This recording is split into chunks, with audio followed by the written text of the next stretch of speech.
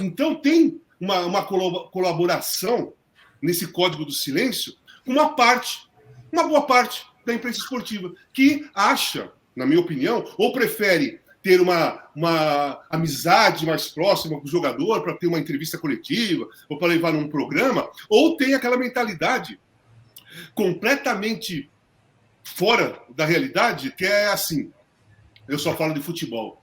Então o cara é um estuprador, mas como ele é jogador de futebol, se eu vou perguntar para ele se ele vai jogar em algum time, como é que tá, você tá treinando, cara, isso não pode.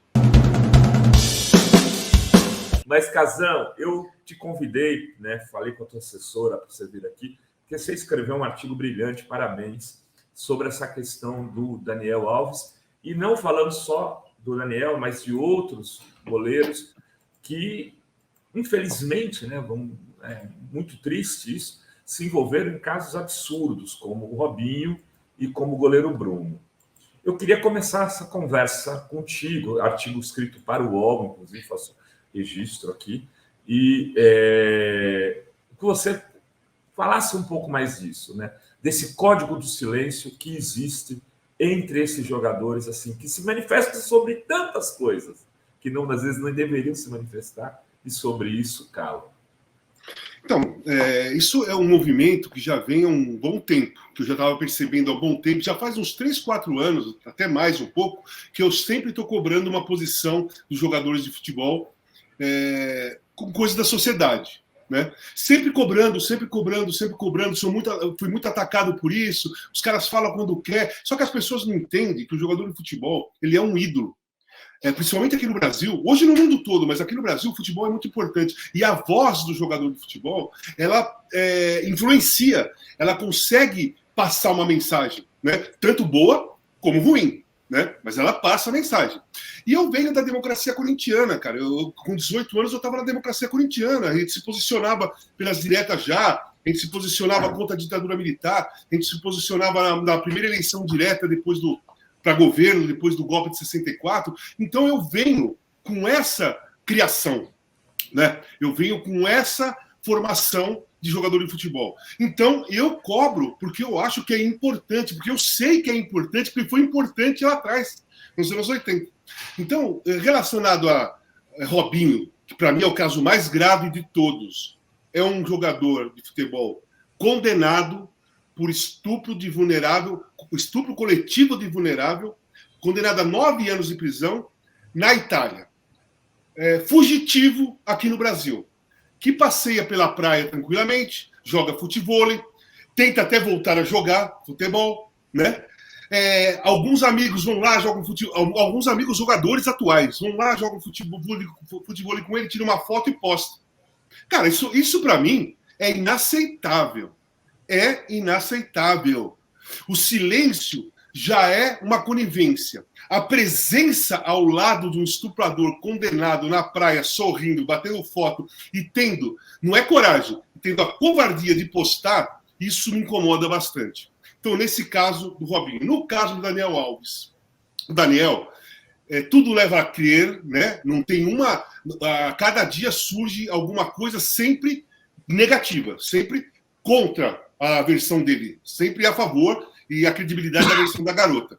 Mas ele ainda está em investigação, vai ser julgado, não podemos falar nada, apesar de tudo leva a crer que a menina está falando a verdade. E outro caso, mais claro ainda, é o Vinícius Júnior, que está sendo atacado com racismo na Espanha. Fizeram um boneco enforcado com o nome do Vinícius Júnior, e não tem um jogador de futebol que sai em defesa do Vinícius Júnior. Não tem um grupo de jogador de futebol que se une, como se uniram contra mim durante a Copa.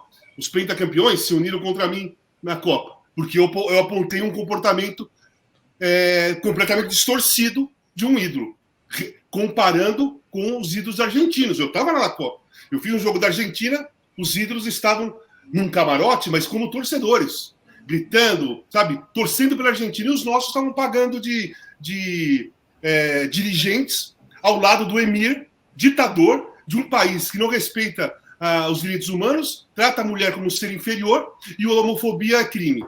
E os caras sentadinhos lá como na boa. Na boa, tranquilo, vendo o jogo, trocando ideia, dando risada. Isso para mim é conivência, ok? Isso para mim é conivência. E no caso do Vinícius Júnior, cara, não é uma questão de você ficar constrangido, entre aspas, de cobrar uma prisão do Robinho ou cobrar uma verdade do Daniel Alves. Esse caso do Vinícius Júnior não tem um porquê ninguém falar nada. Não tem um porquê. Qual é o motivo de jogadores calados? E aí eu venho. Aí você vê uma postagem de voltou a namorar com a garota X. Aí você vê a postagem do outro, eu tô na praia, não sei o que lá. E o Vinícius Júnior sendo atacado covardemente e até agressivamente, né? Você colocar um boneco do cara enforcado, isso é uma ameaça. Pelo menos na minha visão. Você está colocando uma posição. Você não está mais só sendo racista com aquela pessoa. Você já está ameaçando a pessoa, que é uma simbologia. Você merece ser enforcado, né? E isso aí me incomoda muito, cara. Me incomoda porque eu acho que é um código de silêncio, sim. Não é um código de silêncio organizado. Vamos ser... gente, a gente não fala nada de nada, tá? Ninguém critica os jogadores, mesmo eles podem até estuprar, mas não vamos falar nada. Não é um código de silêncio desse tipo. É um código de silêncio velado, entende?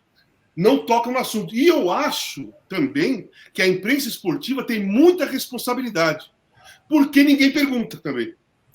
Numa coletiva, se eu estou numa coletiva e o jogador vai lá, eu vou perguntar para ele: o que você acha da situação do Robinho sendo um estuprador condenado a 9 anos, passeando na praia, né, tranquilamente, sorrindo, jogando futebol? Qual é a sua visão? Porque ele é profissional que nem você.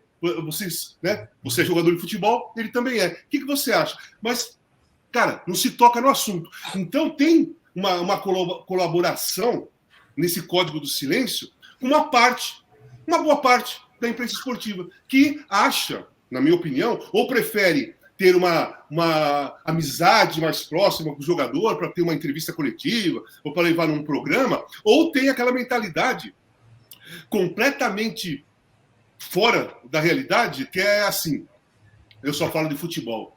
Então o cara é um estuprador, mas como ele é jogador de futebol, se eu vou perguntar para ele se ele vai jogar em algum time, como é que tá, você está treinando, cara, isso não pode. Isso é um desrespeito à sociedade brasileira, na realidade à sociedade mundial, é um desrespeito a todas as mulheres, principalmente aquelas que sofreram qualquer tipo de abuso, de assédio, de violência sexual ou qualquer outro tipo de violência. É um desrespeito. O silêncio é um desrespeito, cara. Não, perfeito, Casão. E eu até queria tentar entender contigo que você está no universo do futebol há 40 anos, aproximadamente. Quer dizer, isso é uma novidade, essa relação, porque assim, agora está aparecendo muito isso. Ou isso está aparecendo mais porque as mulheres hoje têm mais condições de denunciar e de falar. Esse comportamento do jogador de futebol como mulherengo, ele é antigo, né? Sim. Isso a gente sempre ouve dizer, mulherengo, tal. Estuprador é outra coisa. É outra, né? coisa. É outra mulherengo coisa. Não é crime, né? Lógico. Ser mulherengo não é crime, né? Agora, abuso sexual não é. Mas agora está aparecendo um outro lado, que é criminoso, assim, de usar, de estar investido, parece que de um superpoder que lhe permite qualquer coisa. Isso tem a ver com a formação dessa nova geração. Essa nova geração, ela é muito mal formada numa lógica neoliberal, extremista, Casão, que leva a isso, talvez? Primeiro, vamos lá. Eu sempre defendi, dentro do departamento médico, a psicologia. Eu acho que tem que ter psicólogas, trabalhando principalmente com a categoria de base. A grande maioria sai de famílias de situações difíceis, às vezes muitos irmãos, ou só a mãe, ou só o pai, ou alguém alcoólatra, um funcionamento ruim familiar. Mas ele tem talento para jogar futebol. E aí vai para um clube. E vai crescendo, de repente, com 16 anos, ele é vendido para o Real Madrid. O caso do Endrick. Eu só estou dando o exemplo do Endrick, não que ele seja desequilibrado, não que ele tenha problema. Muito pelo contrário, só estou dando o exemplo da idade, tá? O Endrick me parece até bem centrado. O pai dele, a família dele, me parece bem centrada. Mas aí o garoto é vendido, ganha um monte de dinheiro, e depois ele vai para a Europa. Sem nenhuma estrutura psicológica para a mudança de realidade dele. É claro que, a princípio, todos eles pensam em ajudar a família. Comprar uma casa para a mãe, dar uma condição melhor, sabe? Pagar estudo da família, do sobrinho, primo, alguma coisa de irmão, pequeno e tal. Eles têm esse pensamento familiar. Mas parece que depois que faz isso, acabou a obrigação. Entendeu? Aí acabou a obrigação. Aí o que acontece? O que aparece? O que vai se desenvolvendo dentro da personalidade desses jogadores da geração de 2006 para cá? Que foi onde começaram a aparecer mais problemas, né? 2006, 2004 para cá. O que acontece? Acontece o seguinte: desenvolve na personalidade deles uma arrogância, uma prepotência e uma soberba, né? Uma soberba. E essas três coisas juntas, ela coloca o cara como poderoso. Isso, estou falando psicológico, lado psicológico da pessoa. Ela se acha poderosa, né? E quando você se acha poderoso, você também acha que pode tudo, que você está acima do bem e do mal e que nada vai te acontecer, né? Então você perde o limite, ok? Você perde o limite. E quando a pessoa perde o controle, né, o controle dos pensamentos dela e passa do limite, né, do respeito, da ética, da realidade de uma sociedade, ela comete crime. Ela comete crime. Porque ela acha que tudo pode.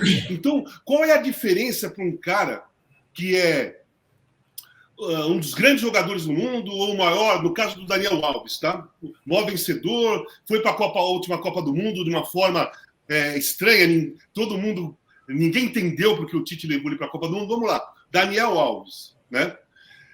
O que leva um cara como esse ser acusado de estupro, de violência, com 300 mil provas contra ele? O que leva ele a fazer isso? Sabe o que leva?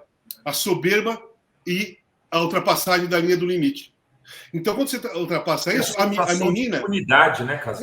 Exatamente. A menina ela tem que ceder a ele, porque eu sou tal pessoa. Sabe aquele papo? Sabe com quem você está falando?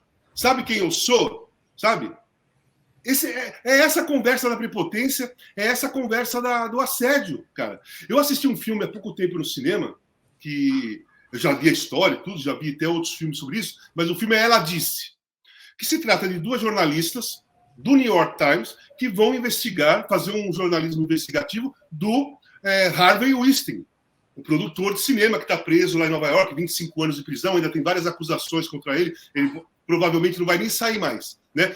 Em cima do poder, do assédio, do limite de eu posso tudo, sabe? E eu sou acima do bem e do mal. Então, o que esse cara fez por décadas?